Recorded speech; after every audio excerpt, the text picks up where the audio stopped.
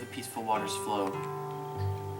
The clouds break forth, the streams of light, to dance upon the earth, and cradle the sands of time.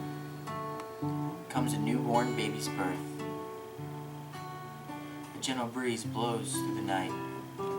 It whispers through the grass, and ripples on the water form, as rain glistens on the glass. And you listen to the sound, the Lord's presence all around. He summons us to go where the peaceful waters flow. A rainbow arcs across the sky. A promise is displayed. The graceful flight of a butterfly. It takes my breath away. The autumn leaves in their splendor fall gracefully to the earth, and stars proclaim their song at night. What is their beauty worth? And you listen to the sound, the Lord's presence all around. He summons us to go where the peaceful waters flow. Oh hi! I didn't see you there. It's me, Sven. Thanks for turning into the human experience. Today on the show, I have two guests, young men who made very similar decisions to journey into the wilderness and leave their family and friends behind. They sought unique experiences in nature. My first guest authored the critically acclaimed novel, Into the Wild, based on the true experiences of Chris McCandless. Please welcome to the show, John Krakauer. Hey, thanks for coming on the show. Thank you for having me, Sven. So, first I want to talk about Devil's Peak. I know how you climbed that and you faced a lot of adversity climbing that, so let's talk about that. Well, Devil's Thumb is it's a very, very difficult climbing peak. I am, as you might know, I am a very, very passionate climber. I love to climb. It's one of my most favorite pastimes. And so when I saw Devil's Thumb for the first time, I was naturally drawn to it. I wanted to climb it and reach that goal. So when I first set out on this journey, I came across many, many adversities, and I struggled, and I fell many times, and even to the point where I wanted to go home and give up. But through perseverance and through keeping on trying, I finally made it to the top, and it was one of the most greatest experiences that I have ever felt. When you were finally standing up there, I mean, did you feel fulfilled? Did you feel like you accomplished everything, or did you feel like something was still missing in your life? Well, at the top, I did feel like I'd accomplished this big dream, but there was a part of me that wanted more, that something was missing, and I realized that it was a loving family and friends and people who cared about me. And I could see off into the distance the city, the house, the living room, where a family was sitting around a fire and loving each other and having bonding time, and I wanted that. And so when I did finally get off that peak, I wanted to head home and start that new life of a family and friends that love me and I love. Yeah, good stuff. So let's talk about Chris McCandless for a second here. You wrote this initial story about him for the Outsider magazine. What were your initial thoughts on this guy? I mean, did you think there was something more to the story, or did you just some crazy kid going in the wilderness? Well, when I did first hear about him, I thought he was just another boy going out into the Alaskan wilderness, trying to get away from the world and try to prove himself. And that he was ill-prepared and immature and didn't know what he was getting into. And he paid for that. Right. Well, there's a lot of people who have different opinions on Chris. A lot of people he met along his journey. They say he was smart. He was well driven. But there's so many people who don't really know him, and they replied to your book and your article in the magazine, and they think he's just some stupid kid. You did a lot of research, and you got to meet kind of both sides of the story here. Did that had to change your thoughts on him a little bit? It did. After learning more about him and talking with his parents and the people who he met on his way, I learned that there was more to his story, and there was more to the reason that he went out into the wilderness. And I felt that he wasn't immature and ill-prepared, and those people that say he was don't know him, and they don't know his story, and they should try to get to know his story better so they can make a better judgment of it. Right. So on his death, was he just ill prepared, or was it kind of a fluke accident? What kind of happened there? I think it was what caused his death. It was just a string of bad luck that some people they run into, and it's not their fault, and they could have done nothing to prepare for it. And I feel like he was just in the wrong place at the wrong time, and that's why he is no longer with us. You in your book, you talk about how you felt this close connection with Chris. What you shared kind of a similar background as far as your fathers go. Tell me about this. Well, I did. After more research and learning more about him, I felt that he was almost me.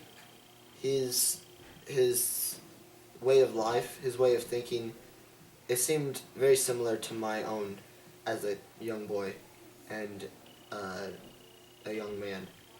And so I felt drawn to him, and I felt drawn to his story, and that is why I am trying to get his story out to those so that they can learn from him and learn from his experience and learn from his mistakes and live a better life and live with no regrets. And when you were researching him, and you noticed the similarity between you and him, did that kind of change how you looked at things? I mean, did you look at, say, hey, me and this guy are so similar, but look what happened to him? Did that make you kind of rethink some of your decisions and maybe change what kind of path you're headed on? It did.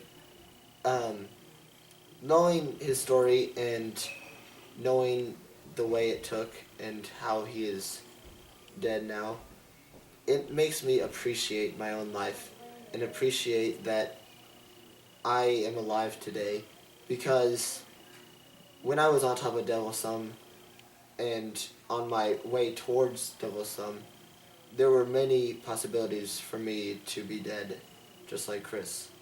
And so I'm very grateful for the life that I have, and I thank God every day for that. All right. Well, it's been a pleasure having you on the show. Thank you. Thanks for being on. Man. Yes. Wow, John Krakauer. Interesting human being. My next guest is a man who grew up in a very well-to-do family, and he kind of just threw all that away, and he wanted to get out into nature, get into the wild, became a tramp traveling around, and he eventually wound up in the Alaskan wilderness where he perished. He is the subject of Into the Wild. Please welcome to the show, Chris McCandless. Hey, thanks for coming on the show. Thanks for having me. All right, Chris. First question. Why Alaska? I mean, you traveled all over the U.S., you went down into Mexico, but you went back to Alaska. This is where you made your coup de grace, if you will. This is your big trip. Why? Well, when in doubt, go north, right? The thing about Alaska is that it's really the only place that still offers a wilderness now. I mean, you go down to Mexico, I mean, there's inhabited areas all around you.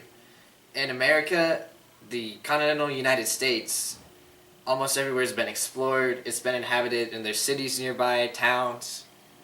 Alaska, it's not really like that. You can go into a forest, and there will be no one near you. And that's what I was really going for. I was going for a place where I could feel away from other people. So you wanted that seclusion. Yeah, I wanted to be secluded. I didn't want to be around people because, honestly, I've been hurt in relationships before. I mean, obviously, with my dad, he was a jerk, and I've just, ever since then, I've thought that human relationships, in the end, really caused me to be committed, and then that other person doesn't always show the same commitment that I do to them. And you were unaware that you actually weren't that far from civilization. Yeah, I knew I wasn't that far from civilization, but it's really not how far you are from civilization. It's really the barrier. If you think about it, there was a barrier between me and civilization, and that was the forest that I was in. And as long as no one crossed that barrier, it really didn't matter. And you didn't actually make it back alive. So, is there any regrets you have? I mean, what was your biggest regret, that you accomplished? Well, my biggest regret would have been when I killed that moose. I'm just kidding. No, honestly, my biggest regret would have been never really making it up with my dad. I mean, he did things to me that no one else can even imagine. I mean, cheating on my mom, that hurt. You had some resentment towards him. I have a lot of resentment towards my dad. But in the end, I realized that, I wasn't going to find happiness in going out and being in nature in Alaska. The one thing that I need to bring me happiness, it was going to be fixing that relationship with my parents and my dad. So what was your next step if you had made it out of the wilderness? What would your next step be? I mean, are you going to go back to your family? Are you going to go to Wayne or to Ronald Franz? Or maybe just stay away from everyone completely and start your own family. I mean, what was your next step there? Well, I don't know. If I would have made it out, I think I would have gone back to Wayne, helped him with the harvest. But after that, I probably would have found a wife, found a family. I don't know if I could have ever gotten the strength to talk to my dad. I don't know if Ronald Franz if I could start that relationship with him again. I mean, after I ditched him the way I did. So, that's what I do. Well, I know you didn't have a good relationship with your parents, but if you could go back and you could talk to them again, if you could have said, one more thing to them before you left, what would you say to them? I would tell them that I forgive them. Actually, no. I don't forgive them for what they did to me. But I'm also willing to accept that they did what they did and that now I can move past that. And so, Dad, Mom, I don't forgive you. Or Dad, I don't forgive you especially for what you did. But I'm willing to let that go past at least so that we can have a good father-son relationship again. What about your sister, Corinne? I mean, you two were very close growing up. You just kind of left her behind, too. I mean, you left her out of the loop. She didn't know where you were. She worried about you. Anything to say to her? Well, I'd say that was probably my biggest regret was, not talking to her and staying away from her because she was the person that got me through all of this. And knowing that she cared about me so much and that I kind of just left her in the dust, I felt really bad. I'd just like to tell her that I'm sorry and I shouldn't have done what I did to you, and I hope I can make it up to you in the future. So, some deep stuff. All right, well, our time is up here, but thank you for coming on the show, Chris.